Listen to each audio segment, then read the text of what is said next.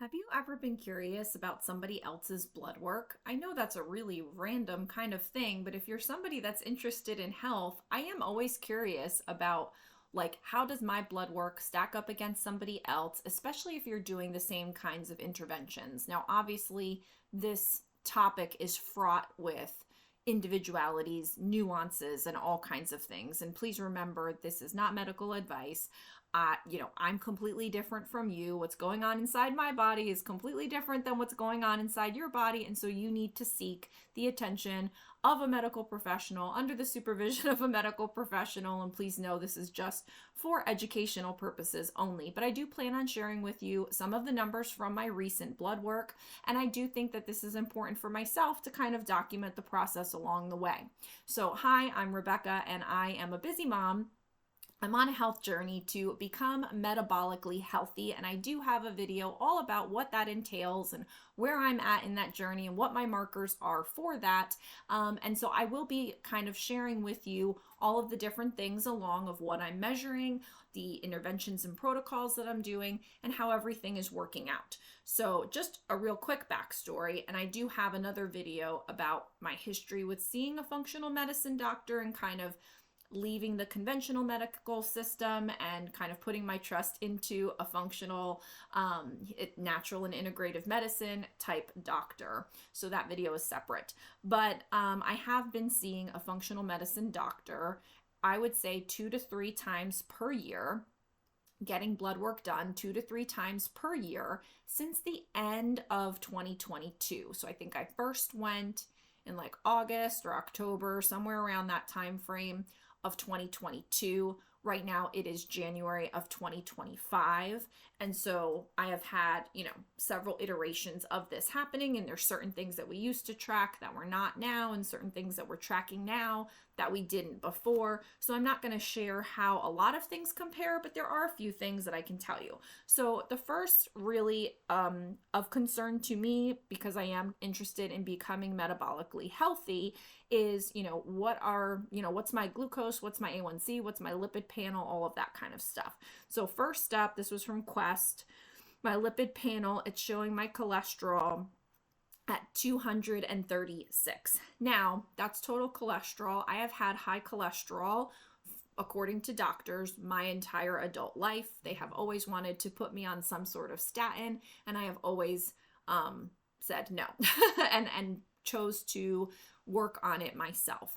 And in the beginning, I thought, like many people, that was no meat and no dairy and no saturated fat and no animal products and things like that. And now I know it's more no carbs and no sugar and things like that. So I am primarily keto-ish. I do have carbs, I do have, things, but I try not to. So this is coming off of the holidays.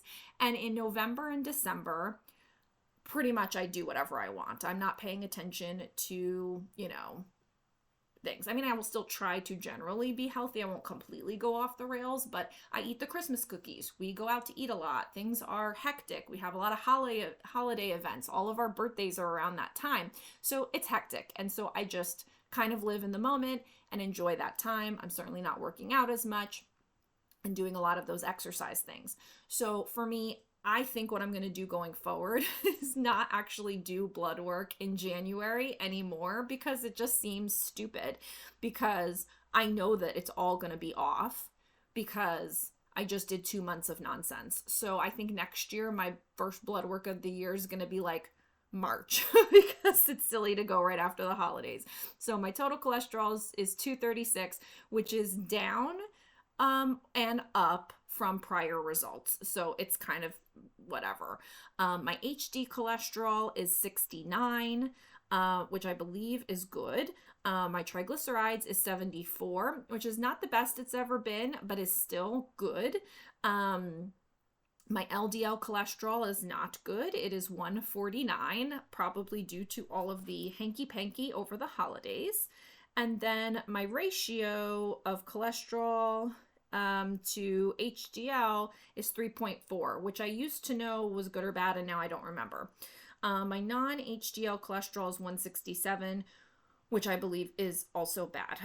So then I have been asking him to check my ApoB for cardiovascular risk, and it is 117, which is not good. It is moderate, but it's on the high side of moderate and nowhere near optimal. However, it is down from the last measurement that we did, so I'm happy about that. And then my glucose, the fasting glucose was 93. And so that's not the best it's been. It's not the worst it's been. So I'm okay with what that was at that time. There's a lot of other things on here that we don't necessarily need to go over, mostly because I don't know what they all mean. The doctor is looking at a lot of these things, but there's just certain ones that I'm very much paying attention to. One of those being my HSCRP, which is an inflammation marker.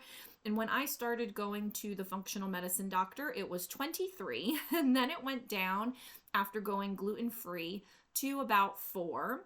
And since then, it has gone down and down. Now, the time before this, it was 1.7. This time it went up to 2.5. Again, I'm not holding myself to too much of a worry on that because everything was crazy over the holidays. So I'm sure I was inflamed. I had gluten and cookies and, all the things. So I think I can get that back down under 2, for the next time and then continue to work toward. It's never been under 1. 1.7 was the lowest it's been in this 2-year journey. So it's definitely something that I do want to work toward. Another one is homocysteine, which I never really paid too much attention to because it didn't seem to be an issue. However, I am in the middle of reading The End of Alzheimer's by Dale Bredesen, and he had noted that you really want a homocysteine under 6. And so mine here is 6.7. And it does say homocysteine is increased by functional deficiency of folate or vitamin B12, which is really weird because my B12 is good, which we'll get to. So I'm not really sure. I need to ask the doctor a little bit more about this.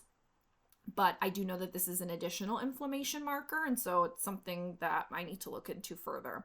My hemoglobin A1C was a 5.4, which is not the best and not the worst it's ever been. It has been higher in the past and it has been lower in the past, but not by much. I think the lowest it's ever been is maybe a 5.2 or 5.3.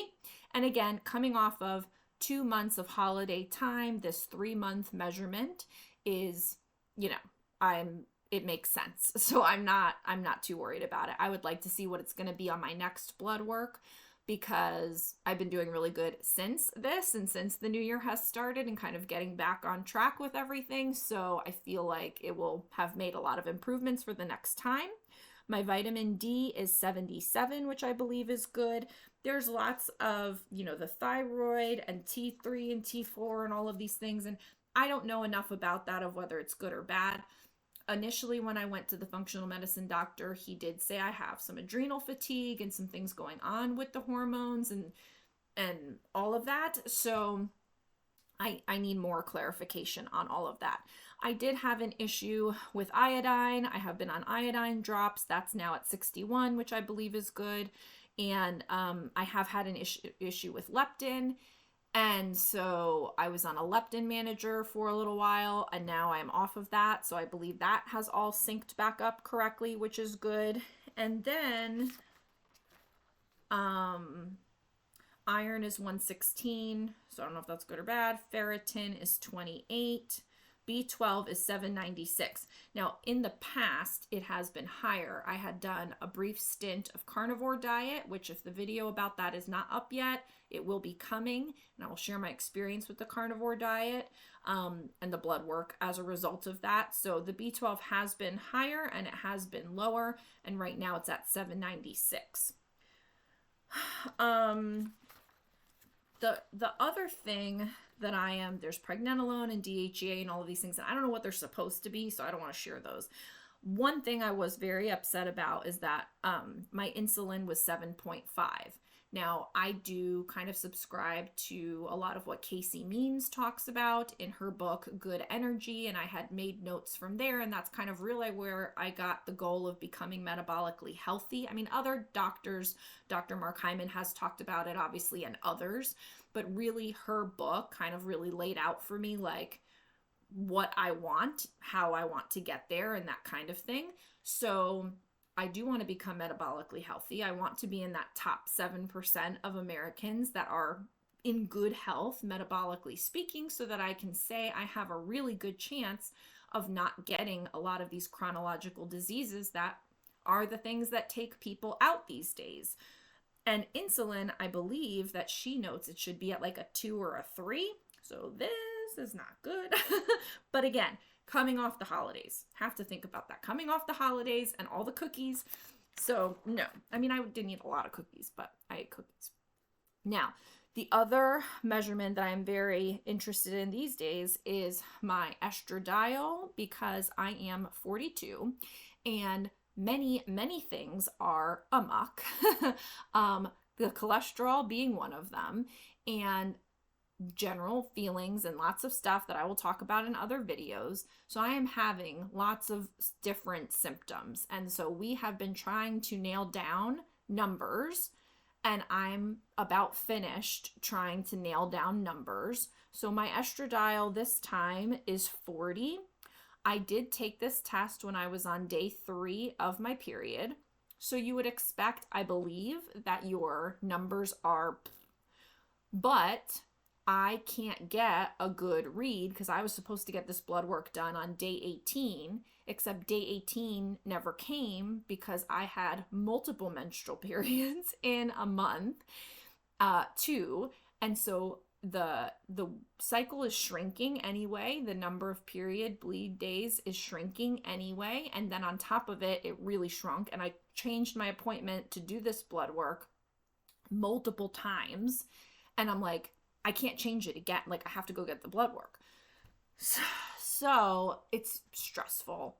And so we'll see what he says on this next appointment, because I'm kind of like, I don't think I'm down with the trying to figure out the numbers anymore. I think we need to go off of symptoms. And if that's not something that you are interested in doing, then I need to figure out someone that is going to go on that road with me, because I am like, had it up to here.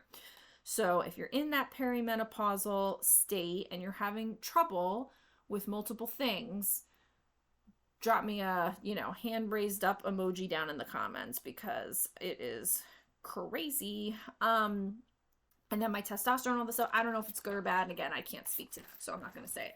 So that's kind of where I'm at right now. This blood work was done on January 8th. I have my next functional medicine doctor in February at some point, because you do your blood work like 2 to 4 weeks before you go to see him.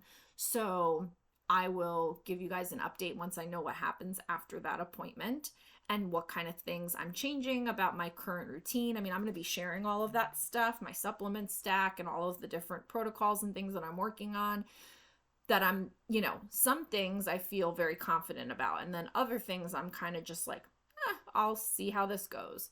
So nothing of what I say is definitive unless I say it's definitive. And again, you could be completely different than me. So I'm just sharing my experience. I'm sharing my journey. I'm just trying to be like a friend out there that's saying like, hey, this is what's going on with me. And then you can kind of work through what's going on with you alongside. So thanks so much. Say hi in the comments, like the video, subscribe to the channel. Don't forget the free resources I have for you in the description below, and I will see you next time. Bye.